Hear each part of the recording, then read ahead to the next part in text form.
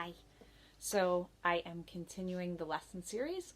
I did say that I was going to talk at some point about tuning. Here I am. I am going to be doing actually two different videos on tuning. The first is going to be this one, which is the most basic way that we currently tune a guitar. Um, Most people use something similar to this. It is a digital tuner. I didn't bring my phone, but there is also plenty of apps for the phone that work very similarly. I actually find that the digital tuners work a little bit better than the phone apps. There are going to be people who disagree with me, and that's cool. Definitely comment if you have a great tuner app that's working for you. I find them kind of marginal. I'm going to, for this video, be using a Snark, which is a brand name tuner. It's probably one of the most common.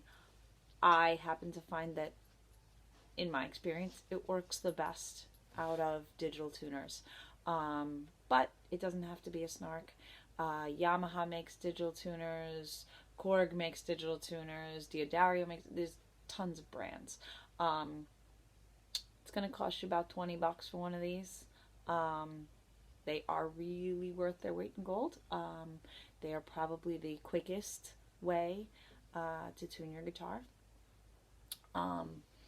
Most of them have a little clip of some point. You know, they come in different designs. Again, like I said, I feel like these work the best. But if you happen to have been given one by somebody, hopefully as long as you have a good battery in it and you know how to use the tuner, it'll work for you. With most tuners, there's an on-off switch. So click it on, put it on your headstock. Now, part of tuning the guitar is knowing the string names. If you don't know the names of the strings, it's going to be really difficult to get it into what's called standard tuning. 6-string guitars, if you are doing what most guitar players do, you will use the standard tuning, which from the lowest to the highest is E, A, D, G, B, E, and another E. So you'll see there's two E strings of the low E string, which is number 6, and the high E string, which is number 1. There, as I said, that is the standard tuning. There are plenty of alternate tunings, right? But when you, for example, open up a chord book or a sheet music book, and they're giving you finger positions for chords, that's, unless it's specified, it's understood that it's in standard tuning, which is that E, A, D, G, B, E. I do know 2 sentences,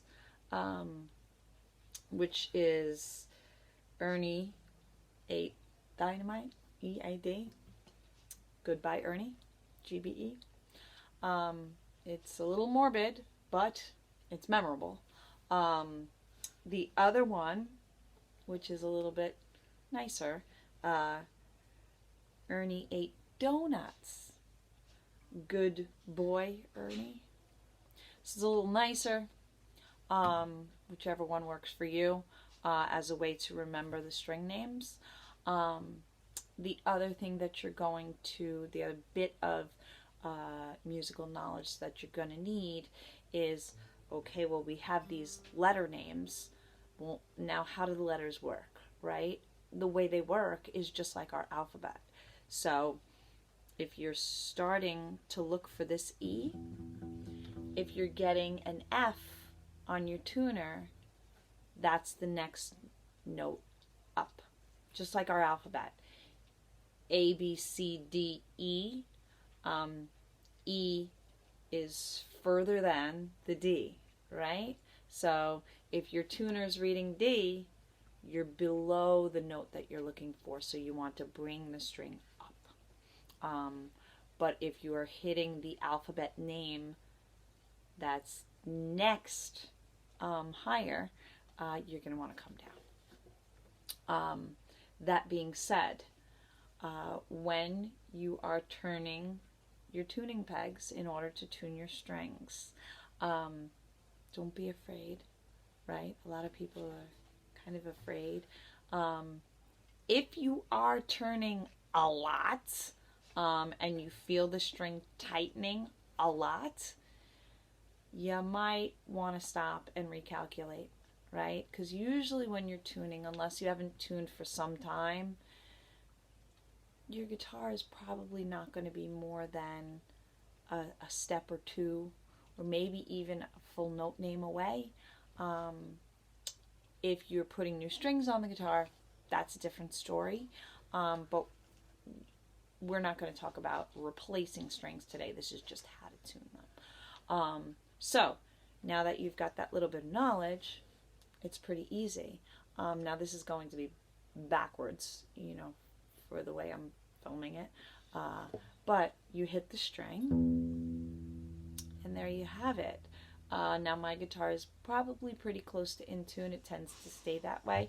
But for this purpose, I'm going to just tune this down a little bit, just so. Okay, so now you see, I turn the string down a little bit, and now I'm at D. So as I said before, D comes before E, so that's below where I want to be. So all I have to do is tighten my string, and you're going to see it move. Now it's reading D sharp. Okay, that's a notation that it's going up. Okay, that sharp sign. And if you watch, if I go a little further, I'm going to start to see my E. And there I have it. I'm going to try and get that line to stay as close to the green. You see the red is below the green and the yellow is a little bit above. You're going to try and get it to stay relatively on the green part. It's not going to necessarily stay completely panned on that green, and that's okay. I'm going to keep going. You see my A string maybe is a little sharp. I'll bring it back just a tiny bit. Sometimes where I keep my guitar is a little cool. And when it's cool, strings are metal, so they contract, which will raise them slightly. My D string's pretty good. I'm going to keep going. My G string, again, it's also pretty in there. Now the next string I'm going to turn it a little bit higher. So you see it should be B, but now it's just registering at C. So as I said before, that's further along in the alphabet, so that's higher than where we want to go. So we want to bring it down. So here we go. I'm going to bring it down. Hear the note getting lower? And I'm going to bring that yellow all the way down to where that green line is.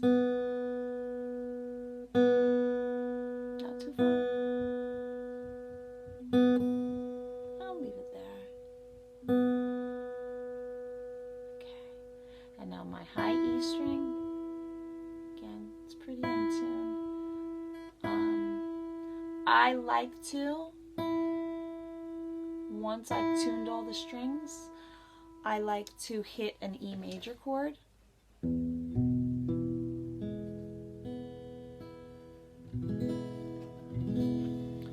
That's part of ear training, right? That's hearing the notes, how they relate to each other. And when you're starting to develop an ear, even though you're using a tuner, you're going to want to hear how sounds relate to each other. I find that it's easier to use a major chord than to use the open strings. The major chord gives it it's almost like saying a word. right? And you know exactly how that word is going to sound. Or hopefully you're learning how that word is going to sound. So I like to make sure that I do that, just to make sure that I'm hearing how those notes work together. So that is your most basic how we tune a guitar using a digital device. The next time that I review tuning, it will be how to tune a guitar to itself, using one string in relation to the next. It's a little bit more complex than using a tuner, but both ways are good to know. The third and probably the most complex way to tune a guitar is by harmonics. I feel like that's kind of a dying art. Most people don't necessarily do that anymore.